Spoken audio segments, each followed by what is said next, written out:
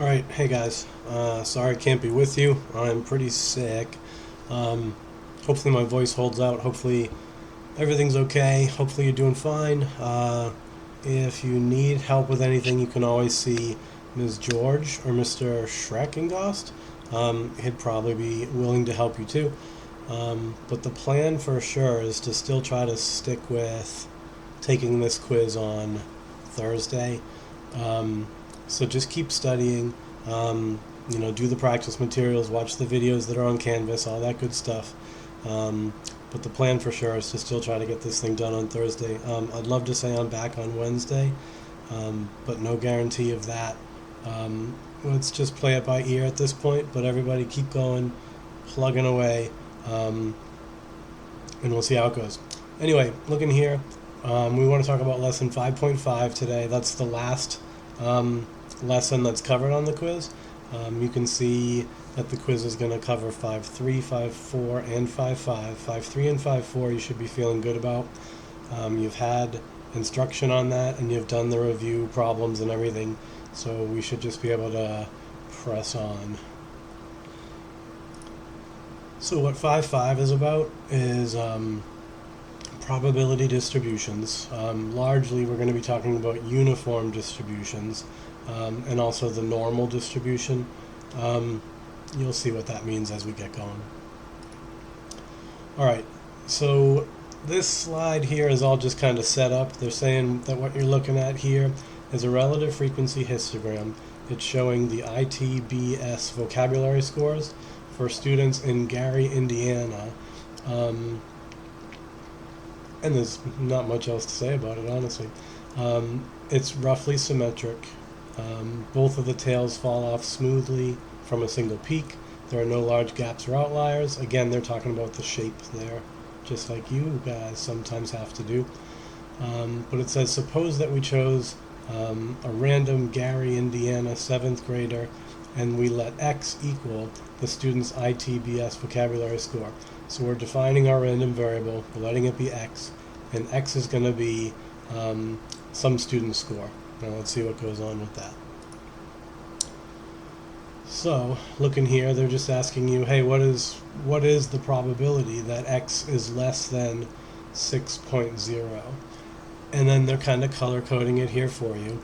The probability that X is less than 0 just means the probability that a randomly chosen student's score is less than 6. I think I might have just said 0. I hope I said 6.0. But the probability that X is less than 6.0 would literally just be all this stuff to the left of 6, right? So if I had some way to just take all these bars and add them up, then that's what the probability would be. And so that's where density curves come in. They do give us a way to sort of find the sum of all these bars in a histogram. A density curve is when we sort of connect the tops of all these bars and just kind of make a smooth curve. And then the way that we calculate that probability is not by adding stuff up, but actually by finding this area. Okay? If we could find the area of all that red stuff, then that would become our probability. And again, right now, this is just a concept for you to understand. It's nothing you'd have to know how to do just yet, but hopefully that idea makes sense, that probability is equal to area. So here you go. It says here that the probability distribution of a continuous random variable is described by a density curve. And the density curve is only valid if it's always on or above the horizontal axis or the x-axis and has an area of exactly 1 underneath it. Those two things should sound exactly the same as when we were doing a probability model before. We had some variable x and it could take on certain values like 1, 2, 3, 4, 5, or 6. Pretend you're rolling a die. And then imagine the probability was 1/6, 1/6, 1/6, 1/6. Well, we said that to show that this was a valid probability model, didn't we say that all the probabilities had to be greater than 0, meaning above the x-axis? That's where things are positive, right? but we said all the probabilities also had to add up to 1, or essentially 100%. That's what they're saying over here too. So basically, a density curve is basically the exact same thing as a probability model. Okay, the only difference, is these density curves are for variables that are continuous, whereas these probability models are for variables that were discrete. But I hope you can see how the two bullet points here that describe a valid density curve or a valid probability model, they're saying the exact same thing. Alright, so here's an example. It says, suppose that you use a calculator or computer random number generator to produce a number y. So we're just assigning values to the variable y. And we're assigning values between 0 and 1. So it's going to be these big long decimal strings like 0.84522 or 0.1111119. The random number generator will sort of automatically generate values that spread out across the entirety of the possible range, and they'll do that uniformly. And we're wondering if the probability distribution of y is sort of valid or not. So answering part A, well, if it looks like this, if we're getting values that go from 0 to 1, does everything lie above the x-axis? Meaning, does everything have a positive probability of occurring? The answer is yes. Is the area equal to 1? Meaning, is the probability equal to 1 if you totaled everything? And we can see that the width down here, that goes from 0 to 1, well, that's obviously a width of 1. And the height from here to here, that's a height of 1. And yeah, I'm pretty sure 1 times 1 equals 1. So yes, this is a valid distribution. And again, just hit on those two big bullet points. The density curve is entirely above the axis, and the area under the curve is 1 because it's 1 times 1. Alright, next it says find and interpret the probability that the value of y falls somewhere between 0.3 and 0.7. So to do that, well, find 0.3 and 0.7 on your density curve. 0.3 would be like here, 0.7 would be here. They both still have these heights of 1. And so what's the horizontal distance from 3 to 7? Well, that would be a total change of 0.4. So essentially, the probability that y falls between here is just the area of this rectangle. And of course, the area of a rectangle is just the length of the base times the length of the height. We can see that the base is 0.4, and the height, of course, is 1. So that should mean that our probability is just 0.4. Okay? And again, if we interpret that, it's the same thing we would always say, which is, if we ran the random number generator many times, we would expect that about 40% of the time, the value that y takes on will fall between 0.3 and 0.7. So there you go. But your answer should look like that. So far, I hope this seems easy. Okay.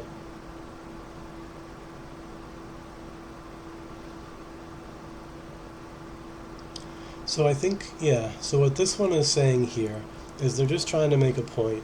If you look down here, they're saying, hey, what's the probability that y takes on a value between 3 and 7, and it can equal 3 or 7? 0.3, 0.7. I'm being a little lazy here with my language, but notice it doesn't matter if y is allowed to equal 0.7 or not, because those numbers they just kind of indicate a spot in the range. So whether I'm equal to 0.3 or not, that's still where I would start my little rectangle that represents my probability. So let's say I could go up to 0.7. Let's say I could equal 0.7. Well, that's still where I'm going to end my little rectangle. So whether I can equal this value or not doesn't matter. You're still getting the area of the same rectangle.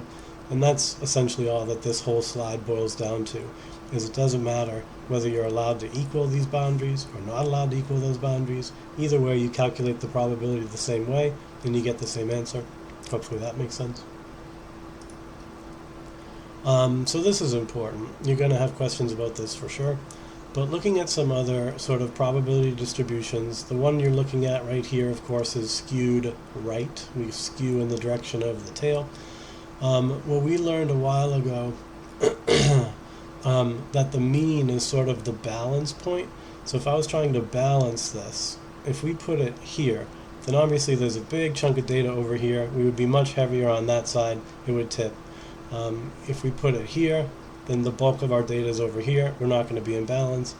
But if that's true, then there must be some point somewhere where we could get an equal amount of data on both sides and this thing would balance. And that's sort of the geometric meaning behind what a mean looks like, is it should be the balance point of the curve.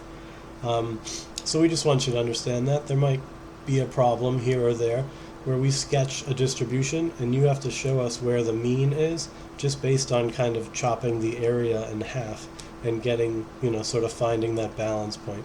But let me be quiet a minute, give you a chance to write this down. You also need to understand the median.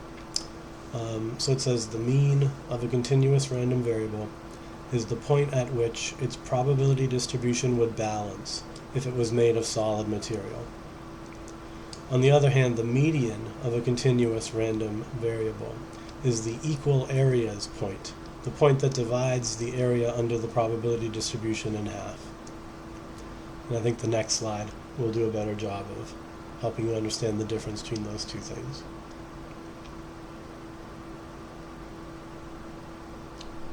Okay. All right. So yeah, here's sort of how you can make sense out of this. Is looking at this first distribution here. This guy is very nicely symmetrical, right? And because it's symmetrical, we would know that the mean and the median are both sitting right on top of each other, and they're sitting right here in the middle. We can tell that this point right here in the middle is both the balance point, where everything would be in balance, but it's also the point where there's equal area to the left and equal area to the right. So it's both the mean and the median. Now, imagine if we added some extra data to the right-hand side, and suddenly our distribution got skewed to the right. Well, we know that the median is resistant to the effects of those outliers, while the mean is not. So adding a couple of outlying values would not really change our median, but it would definitely pull our mean to that side. So if we were trying to eyeball where those values were now, we would know that the mean for sure is to the right of where the median is. And you don't have to be perfect on where these things are, but you would definitely have to know that the mean is to the right and the median is to the left. And that's about it.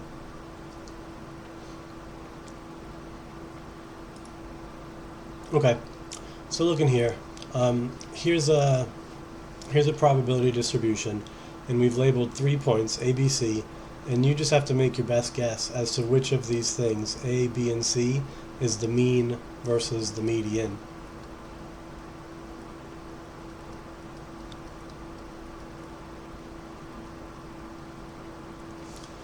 And so again, I would say, well, this distribution is certainly skewed left. And I know that my mean is always going to get pulled in the direction that we're being skewed. So since we're skewed left, the leftmost data point should be the mean. So the mean is going to be A. Then from there, it says C. If you read this yellow box, it says even though C is directly under the peak, more than half of the area is to the left. That means it can't be the median. And hopefully that makes sense too. C sort of would have been the median if we were nice and symmetrical, but there's more data over there on the left. And so if we're trying to chop everything in half to find the median, then it couldn't be C, which by process of elimination means it has to be B. And that's it. You're not really doing any math to get these answers. You just have to understand the ideas here. And as it explains here, the median is B because that's where the distribution is getting chopped in half area-wise. And the mean is at A because the mean will be the one that's pulled furthest left due to our left skewed shape.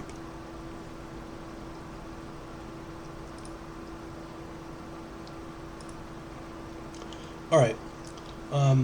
So those really nice symmetrical distributions we were just looking at a minute ago, those from now on we're going to call normal distributions.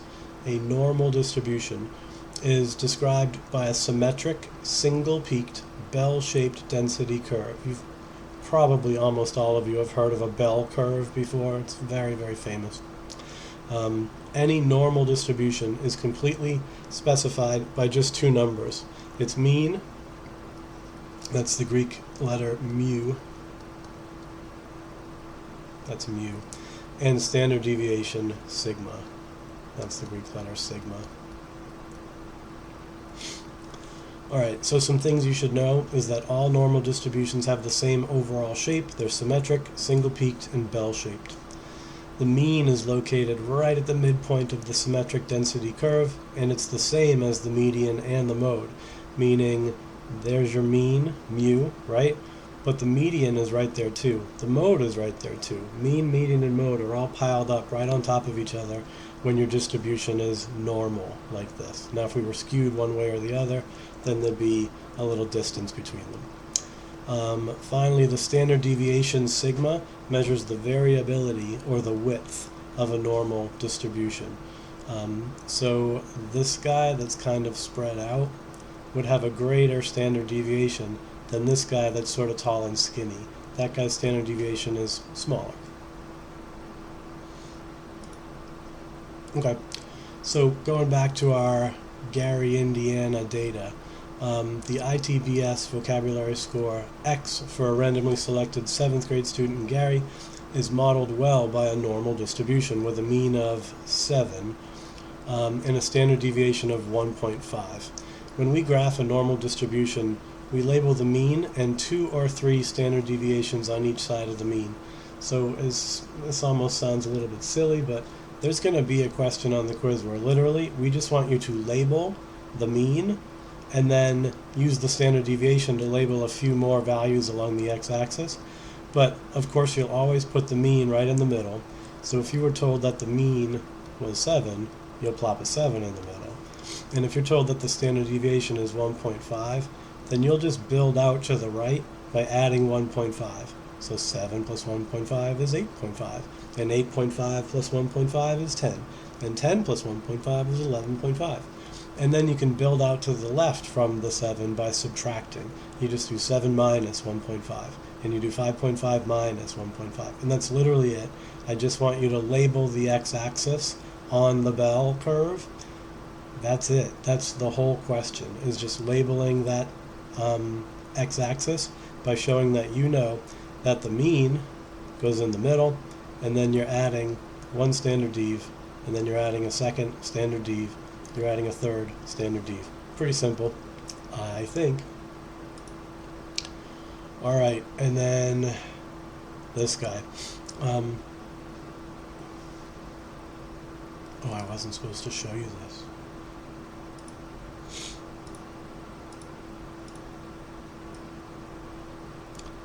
There we go, that's better. Alright, so anyway, reading along here.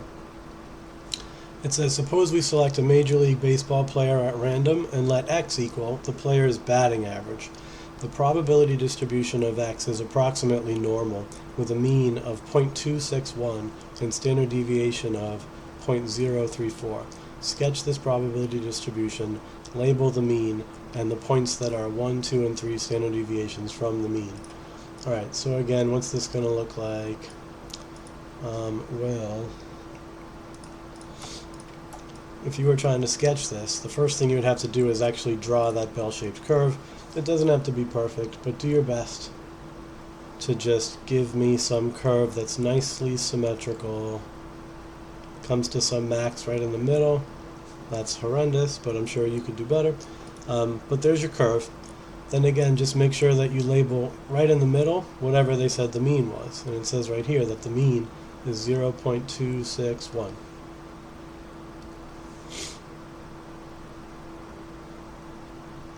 And then just label that. Now you'll use your standard deviation to add on. You go 0.034.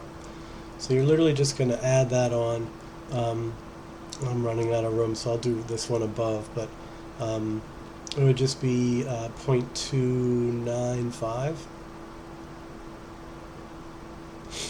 Then you add on the 0.034 again, that would bring us to 0.329. And then you add it on one more time and you get 0.363. That seems about right. Alright, and then you do it again on the other side by just subtracting. I'll just cheat and show you.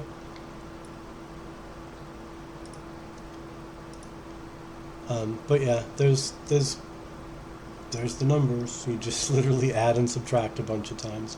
Hopefully that feels pretty simple. I'll make this bigger so you guys can see it.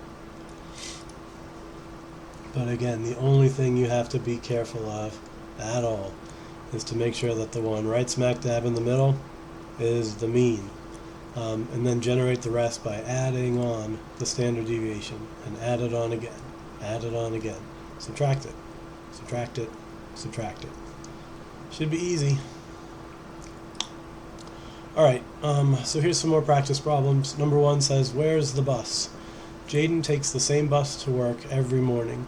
The amount of time y in minutes that he has to wait for the bus to arrive on a randomly selected workday morning is described by the uniform density curve that follows. Remember, the uniform density curve is this flat one. The one we were just talking about, the one that's curved like this, that was called a normal curve. So forget everything we were just saying. We're back to talking about this uniform distribution. It says, explain why the probability distribution of y is valid. Take a minute and do that. Don't wait for me to tell you. Try it yourself. Alright.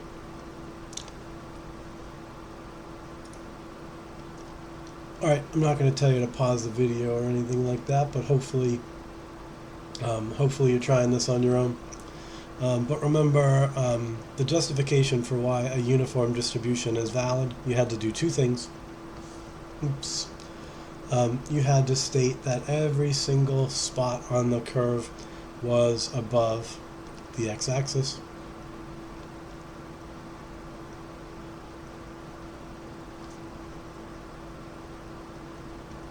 Which is basically their way of saying that every probability is positive, just like we did with probability models.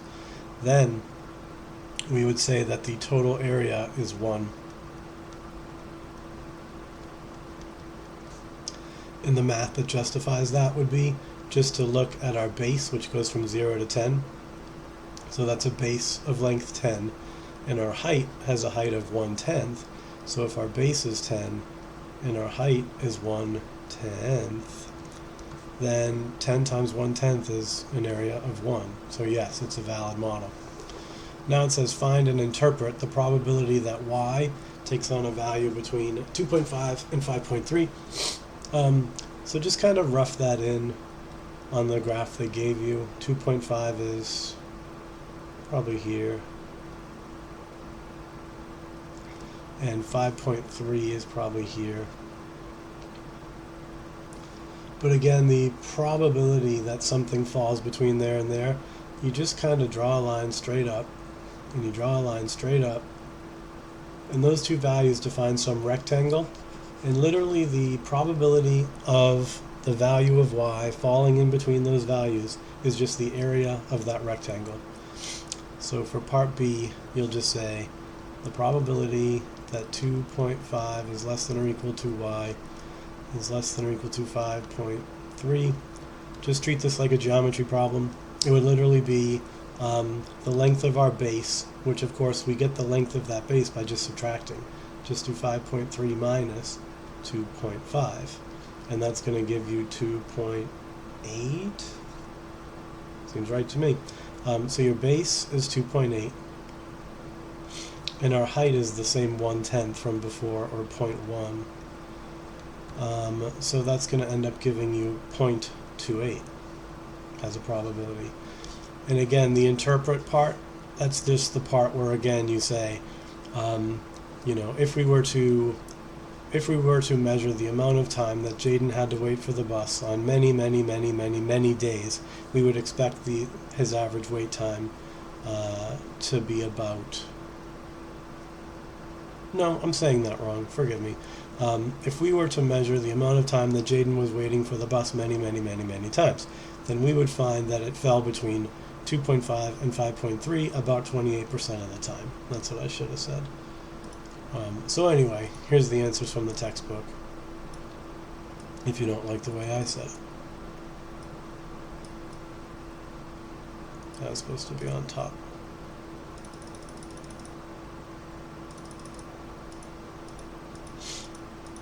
All right.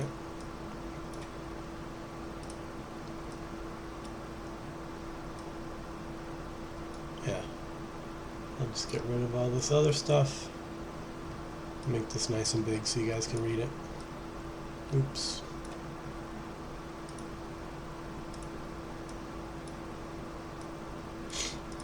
There you go. And I'll leave that up for a second if anybody's copying it down. We have just one more practice problem, by the way, and then we're out of here.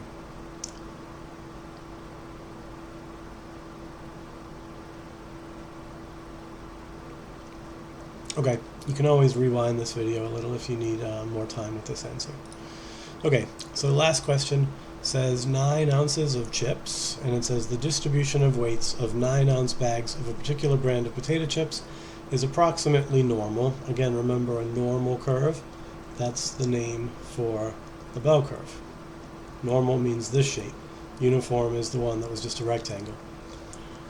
So we're approximately normal with a mean of 9.12 ounces and a standard deviation of 0.05 ounces. Sketch this probability distribution, label the mean, and the points that are 1, 2, and 3 standard deviations from the mean. 1, 2, and 3 standard deviations from the mean means both to the right and to the left. So again, this is just a question where you're just drawing the distribution. And since I've already drawn myself a curve, I'll go ahead and use it. Now you want a horizontal line down here. You want to mark the middle. I like to put a line all the way straight down. But that's the mean, so that's going to be 9.12. Then from there we're going to go out about 3 units out. So 1, 2, 3, and 1, 2, 3. And again, you're just adding this 0.05 over and over and over again. So that's going to give you 9.17, 9.22, 9.27. Then as we go backwards, it'll be 9.07, 9.02, oops, 9.02, and 8.97. Is that right? I don't know. Probably right. All right. So one last thing, the thing that we like to forget is, yes, we would have to label this. So what are we sketching? We're sketching the, where can I find it? Oh, just the weights of 9-ounce bags. So I think that's all it's going to say. Yeah. But that's what it should look like. So do I have the right numbers? 97, 02, 07, blah, blah, blah. Yep. And just make sure you label it with what it is, and it's the weight of 9-ounce bags of chips.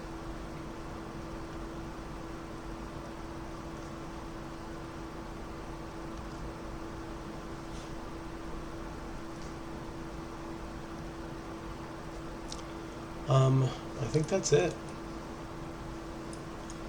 Alright, so hopefully this helps.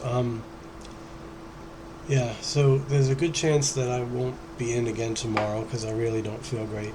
But if you learned what you needed to learn from this video, then tomorrow you'll be working again, either independently or in your small groups, to do the practice problems about 5.5 in the practice packet. And like I said, we are still planning on taking the quiz Thursday. So shoot me an email or drop me a line, however, if you have any questions or concerns, and I'll do my best to help you out. But hopefully this was helpful. I'll talk to you later. Bye.